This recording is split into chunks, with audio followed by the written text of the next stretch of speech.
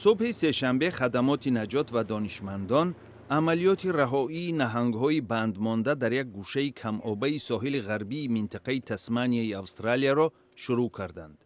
تخمیناً 270 نهنگ خلبان و یا به اصطلاح پیلات 21 سپتامبر به ساحل کم‌آب نزدیک شده سپس نتوانستند به اقیانوس برگردند. دانشمندان تخمین می‌کنند که الکی نزدیک به 90 نهنگ هلاک شده‌اند. پیش بینی می‌شود که عملیات چند روز ادامه می‌کند. درازی نهنگ خلبان تا 7 متر و وزنش تا 3 تن می‌رسد.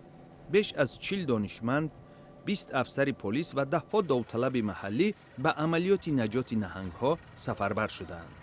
سببی به ساحل حرکت نمودن نهنگ‌ها معلوم نیست، ولی این گونه حادثه‌ها در ساحل‌های استرالیا نادر هم نیستند.